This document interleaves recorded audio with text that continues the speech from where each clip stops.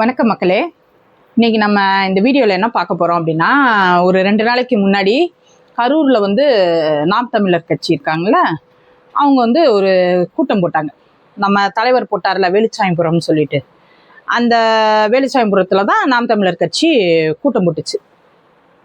நம்ம தலைவர் போனப்போ அங்கே எப்படி இருந்துச்சு, எவ்வளோ கூட்டம் இருந்துச்சு, மக்கள்லாம் எப்படி வந்து பார்த்தாங்க அப்படின்றது நம்ம பார்த்தோம். டிவியில் பார்த்தோம், எல்லாம் என்ன இதாச்சு அப்படின்றத பார்த்தோம். ஆனால் இப்போ அப்படியே அந்த ஓரத்தில் அது வாட்டுக்கு நடந்துகிட்டு இருக்கு. அங்கிட்ட ஒரு நாய் போகுது, அது கூட திரும்பி பார்க்க மாட்டேது. அங்கே மக்கள் மனிதர்கள் அவங்க வாட்டுக்கு சைக்கிளில் போகிறாங்க, பைக்கில் போகிறாங்க, நடந்து போகிறாங்க, வைக்கிறாங்க. நீ வாட்டு கத்திட்டு அப்படின்னு சொல்லிட்டு போகிறாங்க. அங்கே ஒரு 100 பேரை கூட்டிகிட்டு வந்து உட்கார வச்சிருக்குங்க. அதுகளை என்ன சொல்லி கொண்டு ஏமாற்றி கொண்டாந்து உட்கார வச்சாங்கன்னு தெரியல. அப்படி உட்காந்து ஒரு கூட்டம் பார்த்துக்கிட்டு இருக்கு. அப்புறம்ண்ணே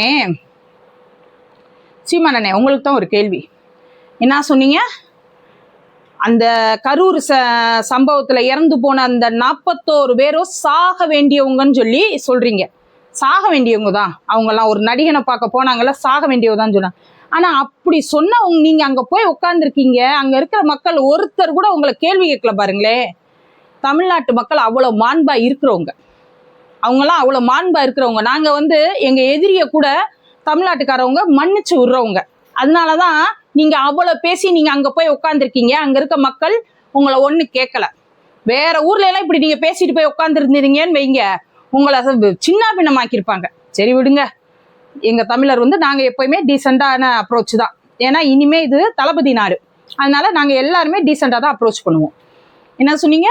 41 பேர் சாக வேண்டியவங்க தான். ஒரு 1.5 வயசு ஒரு குழந்தை, 7 வயசு குழந்தை, 8 வயசு குழந்தை, உலகம்னா என்னன்னே அறியாத குழந்தை.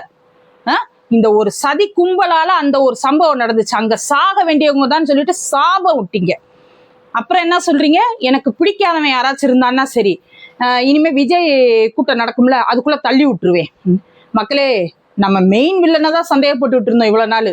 மெயின் வில்லன் யாரு? அங்க இருக்கிற அந்த கட்சிக்காரவங்க தெரியும், செந்தில் பாலாஜி அவங்க இவங்கன்னு சந்தேகப்பட்டுக்கிட்டு இருக்கோம். ஆனா இவங்க சைடு வில்லன், சைலண்ட் பார்ட்னர். எனக்கு இப்ப இவர் மேலேயும் சந்தேகம் இருக்கு. அந்த மாதிரி அவர் சொன்னோன்னு எனக்கு பிடிக்காதவங்களும் அதுக்குள்ள தள்ளி விட்டுருவான்னு.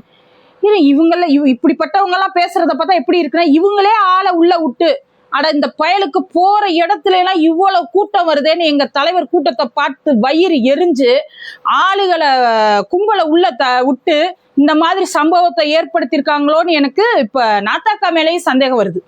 சீமான் அண்ணன் இந்த மாதிரி பேசின உடனே யாரையும் நம்ப முடியாது மக்களே, யாரையும் நம்ப முடியாது. சிபிஐ வந்து எல்லாரையும் இந்த மாதிரி பேசுறவங்க எல்லாரையுமே சிபிஐ கூப்பிட்டு விசாரிக்கணும்.